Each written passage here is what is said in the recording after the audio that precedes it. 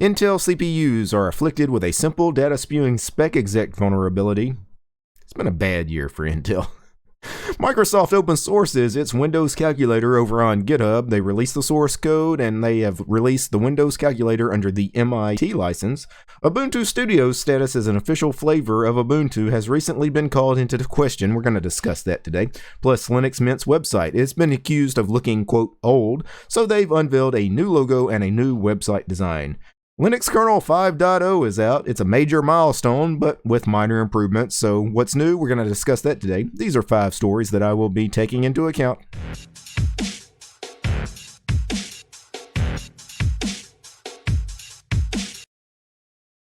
So the first story on the docket tonight involves a new Intel CPU vulnerability that they are calling Spoiler.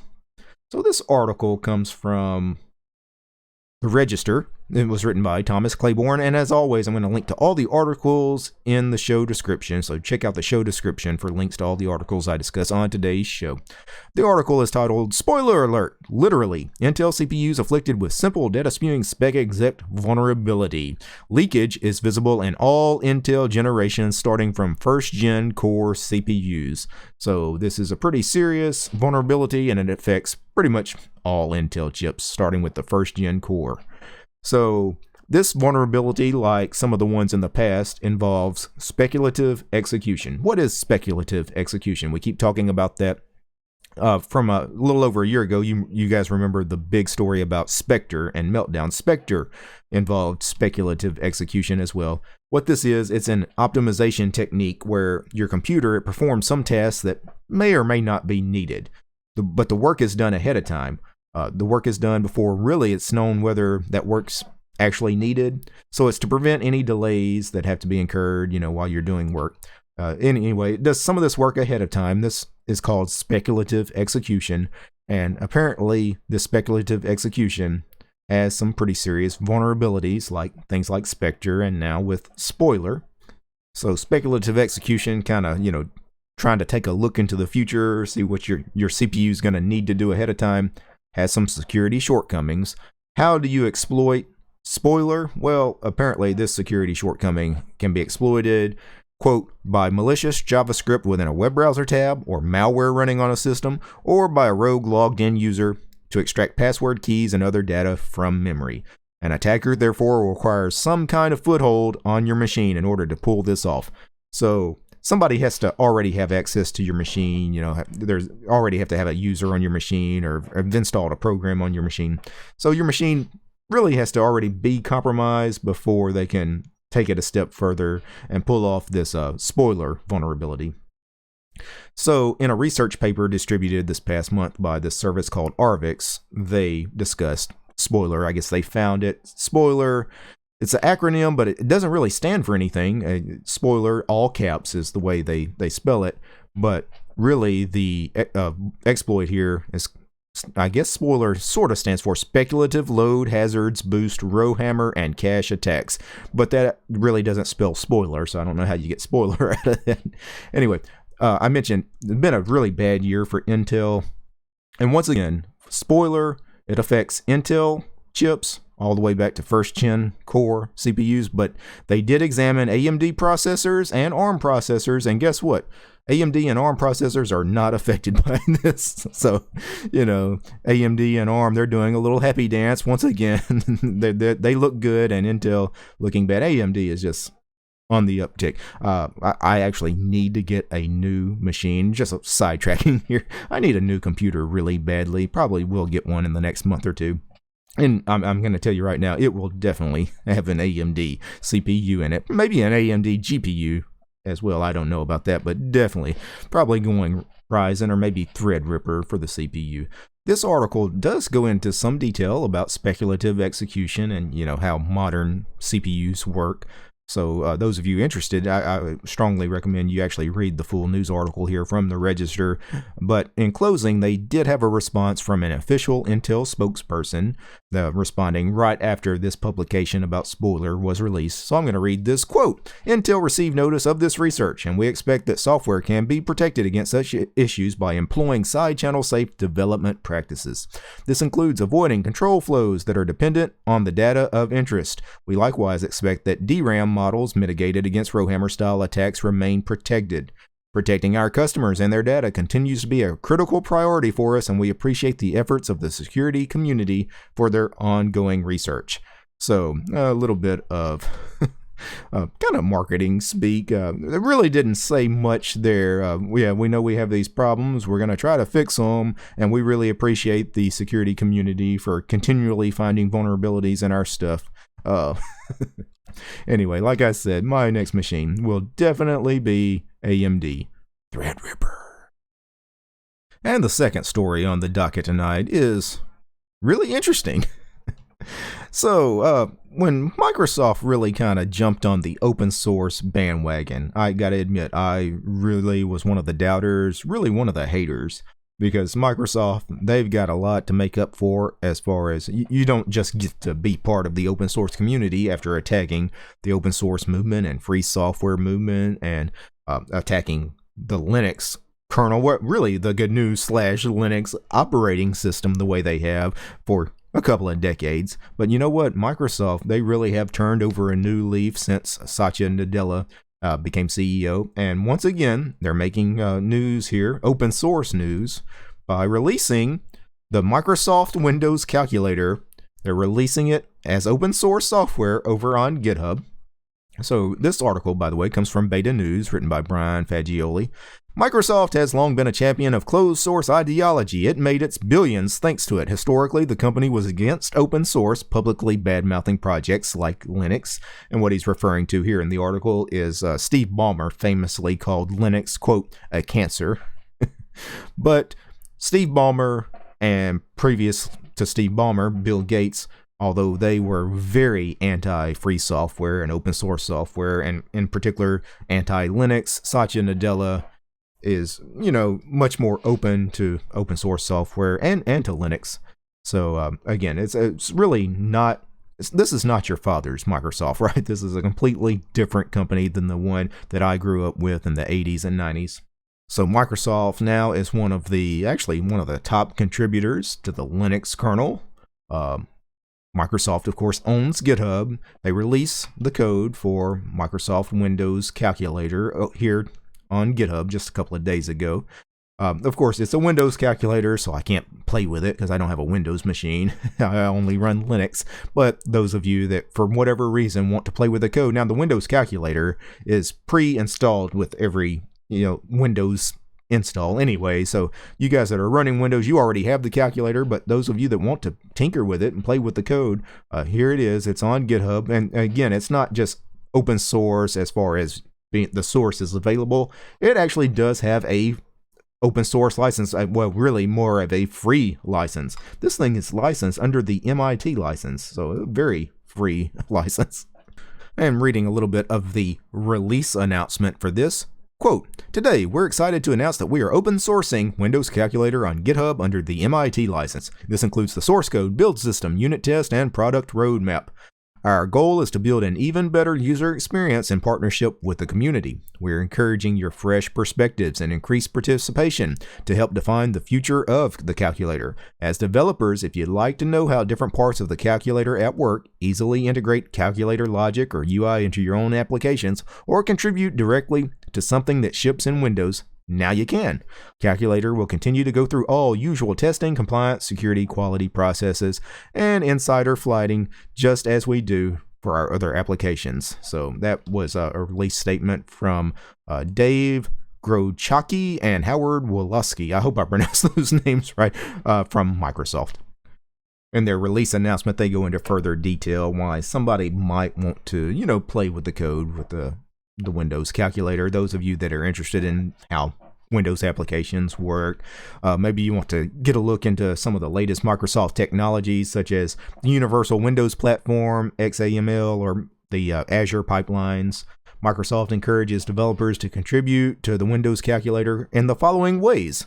Quote, participate in discussions, report or fix issues, suggest new feature ideas, prototype new features, and design and build with our engineers. So those of you that are developers interested in Windows app development, or maybe just interested in the Windows calculator, or if you're just an interested user, you're kind of like a part-time developer, it's something you want a project to play with, go take a look at Windows Calculator over on GitHub. It's really neat that they released it as open source. It is an official open source project licensed under the MIT license. What does that mean to the open source community? Well, not much. I mean, this is just another kind of gesture of Microsoft that, hey, we really are a part of the open source community and we're embracing this open source stuff. This is one of our closed source proprietary apps that's now open source. Is it something, or did they really contribute anything to the world by releasing Windows Calculator as open source? No, of course not. There are a million open source calculators out there on the web. Windows Calculator is nothing special. As a matter of fact, it's really nothing special considering the fact that it only runs on Windows. So if anything, Windows Calculator is probably one of the weaker open source calculators out there. But again, it is a nice gesture, so I've got to give props to Microsoft where they deserve it.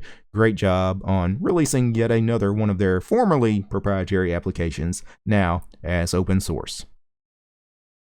And the next story on the docket tonight is a rather sad one. Ubuntu Studio. Ubuntu Studio is a flavor, an official flavor of Ubuntu designed for multimedia, audio, video development, writers, artists, graphic design, that sort of thing. It's been a flavor, an official flavor of Ubuntu for a long time, for a number of years. But recently, it has been called into question as far as whether Ubuntu Studio can maintain its status as an official flavor of Ubuntu. So this was posted recently over at ubuntustudio.org, a statement to the community. The following is a statement about recent activity regarding Ubuntu Studio status as an official flavor of Ubuntu from Council Chair Eric Eichmeyer. For Ubuntu Studio to maintain its status as an official flavor of Ubuntu, and get all the privileges that come from being an official flavor of Ubuntu, they have to have at least one team member that has package upload permissions. And right now, they only have 3 active developers, and none of them have upload permissions. As such, because before the release of 1604, which 1604 was released April 2016, the team has been going to other members of the Ubuntu community known as MOTU, Masters of the Universe. Those are the select few active developers that have unlimited upload access to the Universe repository of Ubuntu, which contains applications and components not found in the main repository. And the Universe repository is where all the core components of Ubuntu Studio live. So Ubuntu Studio, they've got 3 active developers. None of these people have upload permissions. So when they need upload permissions, they have to go to some of the people that can upload for them to the Universe repository. There are just a handful of people, I guess, in the Ubuntu community, these masters of the universe, that can help them out and do some of this for them, but they don't have anybody as part of the official Ubuntu Studio team with these permissions. How did Ubuntu Studio get into the shape it's in, that they don't really have a developer with these permissions that they need? Well, according to the statement here, unfortunately, this was the result of bad leadership handoff when a previous Ubuntu Studio project lead failed to properly hand off the project to other team members. So there was a previous, I guess, lead dev. He left and there wasn't a smooth transition. That particular dev, he left, I guess left in a hurry, which is often the case. Burnout, I'm telling you guys, burnout is a real thing, especially with developers. These guys are working very hard, overworked, underpaid, and oftentimes underappreciated. So the leader left. He left abruptly, and then this caused the problem where the people that were left just don't have package upload permissions. Now, of course, you're probably asking, well, you've got 3 active developers with Ubuntu Studio. Why don't one or all of these guys, apply to get the proper upload permissions for the project. Well, apparently one of them has. A fellow by the name of Ross Gammon.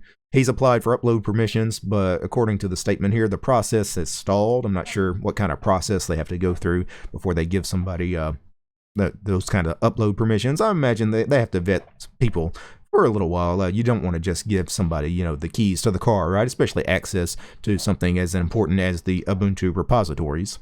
One thing to note, all of this really started back in Ubuntu 16.04 with that particular release, and really, for those of you that have been following every 6-month release of Ubuntu Studio, like, on my channel, I've taken a look at the last 3 or 4 versions of Ubuntu Studio. Not much is going on there, and that is part of the reason you don't see a lot of development, a lot of major changes between each version of Ubuntu Studio, is because of these problems that have, I guess, been persisting now for over 2 years. So I just wanted to let you guys know that the Ubuntu Studio may or may not be an official flavor of Ubuntu here very soon. Alright, and the fourth story on the docket tonight is a story about Linux Mint. It's getting a redesign, basically. The Linux Mint team has decided they needed a new logo and a new web design. And I 100% completely agree with that decision. So this particular article that I'm going to take a look at here comes from OMG Ubuntu, written by Joey Snedden. Linux Mint is getting a new logo. So all you need to know is that Linux Mint, their current, especially website, looks old. The design is not great. The logo, it's not modern looking. It's not fresh. It kind of looks, again, old, looks stale. Really, the OS looks stale. I've never liked the logo on the default Linux Mint wallpapers. It's just, it looks out of place, right? In a world with a lot of flat, minimal kind of designs, the Linux Mint logos and wallpaper and website just never quite looked right. It always looked out of place.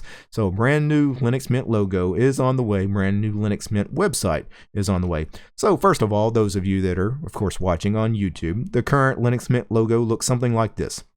Kind of a complicated design. You got, the L and M for Linux Mint wrapped in this kind of leaf shape, or like a mint leaf shaped border around it. Kind of an unusual shape. And that's part of the problem, is the logo was a little too complicated, a little too busy, too much going on. The logo oftentimes didn't resize correctly. At low resolutions, the logo would look fuzzy and distorted.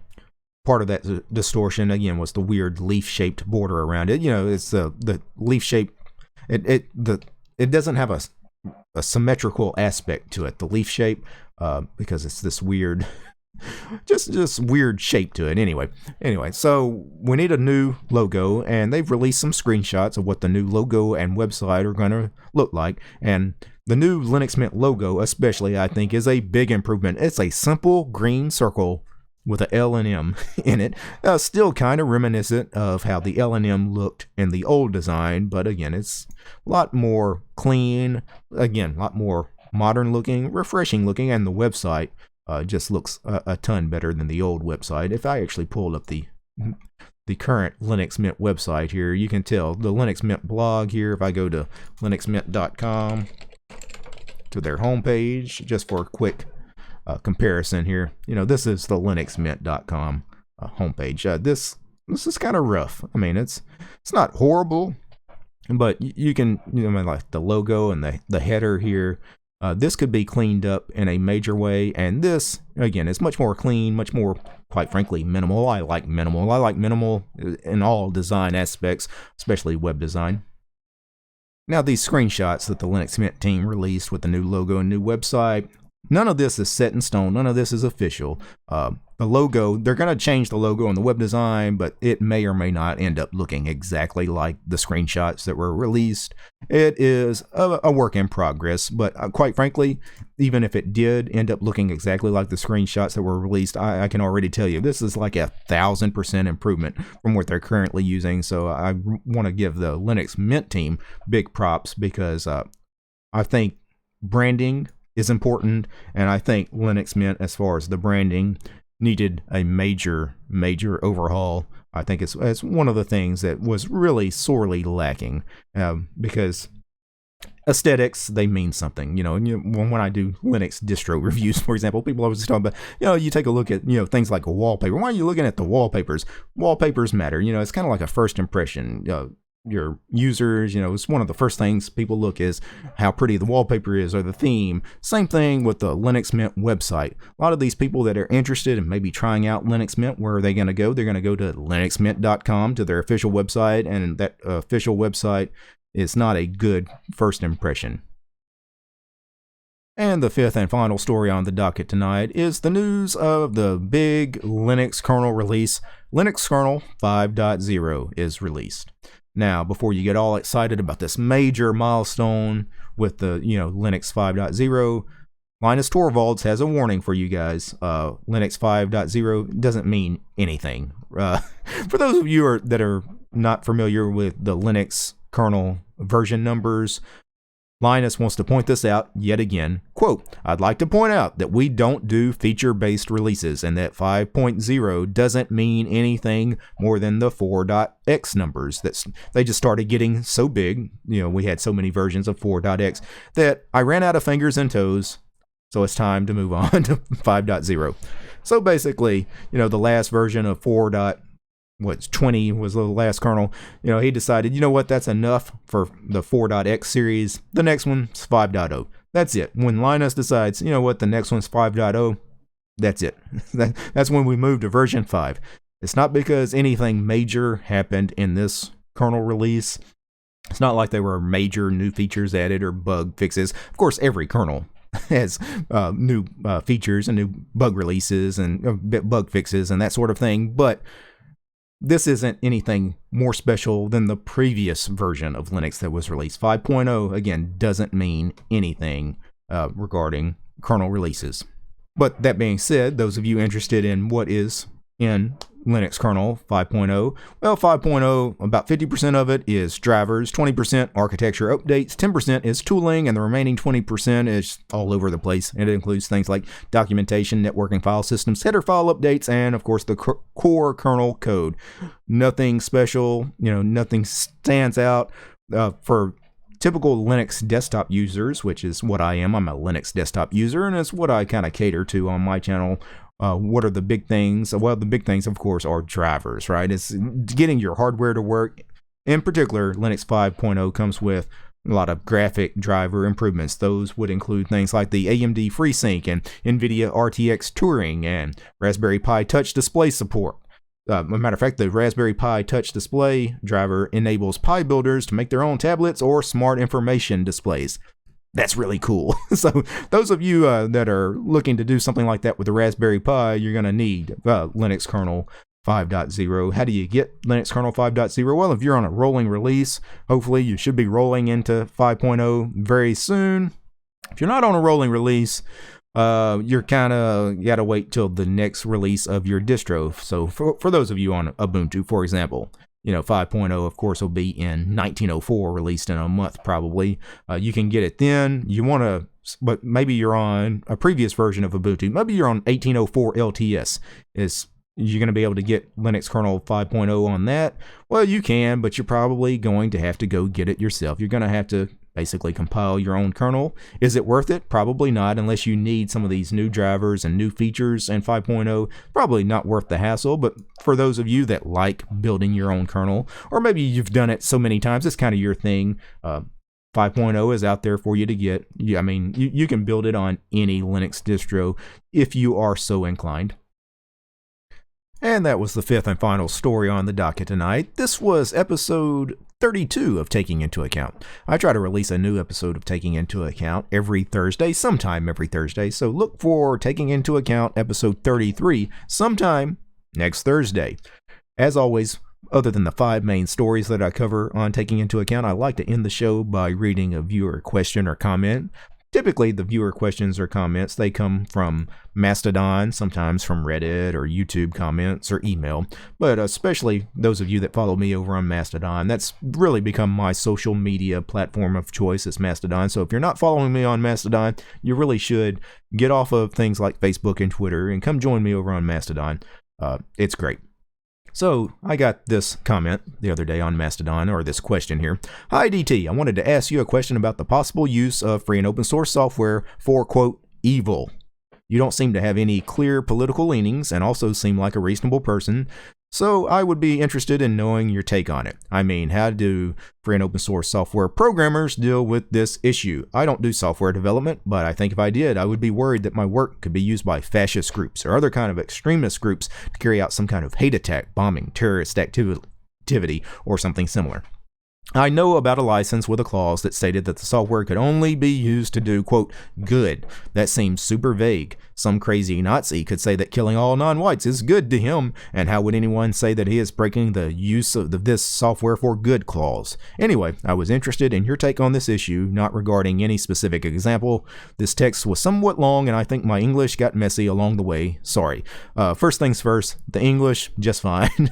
Had no problems understanding what you're writing.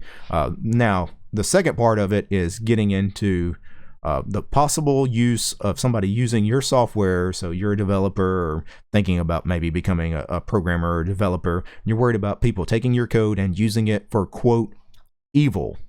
Well, let's start with just the very basics of the question here. Evil.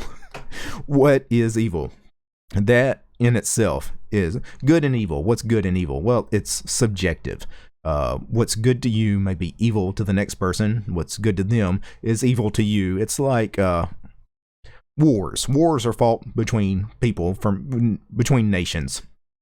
Who is good in the war? Who is evil? Is seen as evil regarding war. Well, it depends who won the war, and then later who wrote the history books about that war.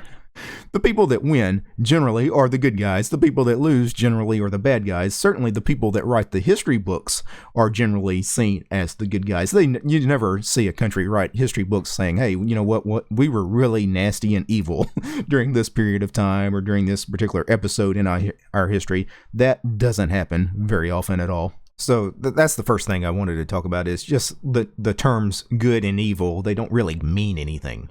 Again, super subjective, right? There's no hard metrics, no objective way of saying this is good, this is evil.